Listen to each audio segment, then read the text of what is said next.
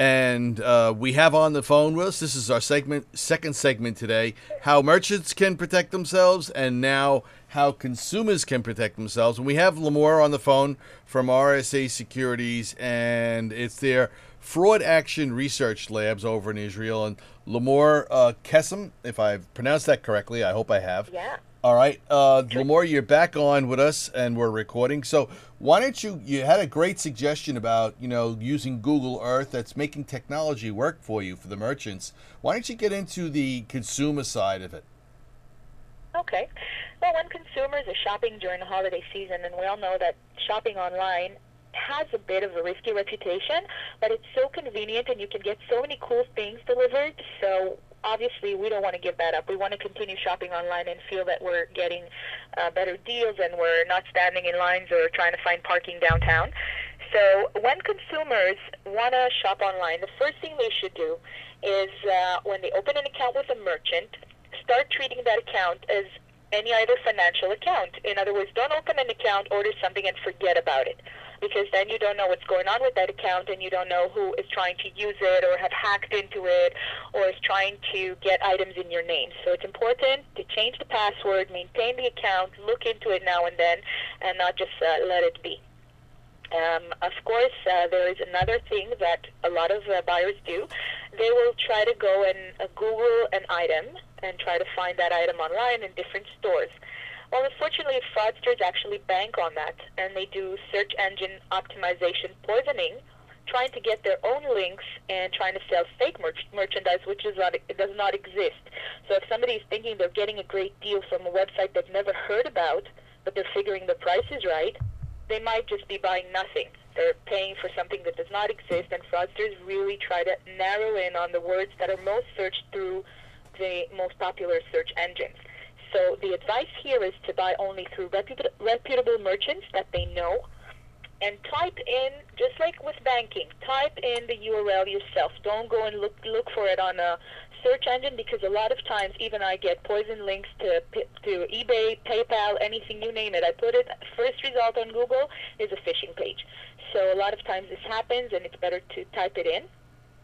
Buyers should send the goods to their own home address and not try to reroute it, because it makes it easier for the merchant to verify that they're getting the right customer, the right address. It makes it easier for the issuing bank also to authorize that transaction and to look into it later. They should prefer accessing the merchant's page and look through the inventory. I already said that.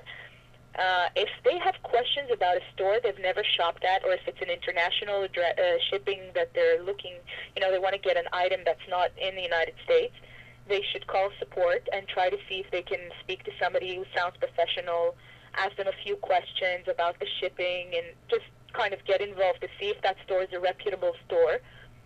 And once they order, they should track the process, track the package, get the tracking number, check online that it actually corresponds with a package that was shipped. A lot of times they could see where it was shipped to, so they could be more sure that something is coming their way and that it's not some sort of a fabricated shipping number. And if they want to be extra careful, they can plan ahead and get a prepaid credit card and load it and buy their goods online with a prepaid card, which means that fraudsters later on will not be able to use that card number. Even if they caught it, they will not be able to reuse it in order to buy goods on their name. So these are things that the consumers can do in order to keep themselves a little safer on the internet.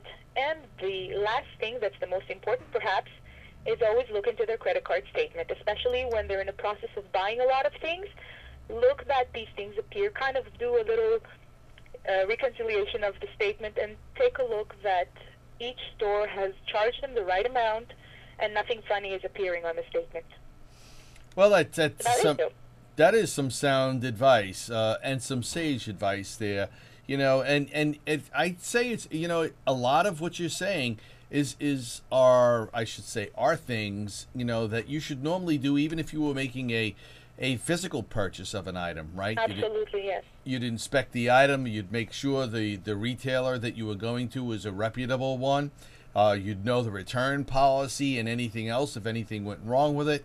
You'd know all those things up front, and you'd feel, you'd get a comfort level that when you you did repeated shopping in a store like that, that, you know, if there was a problem, you could go back and either discuss it with the store manager or clerks or whatever the case may be, and, you know, be able to protect yourself.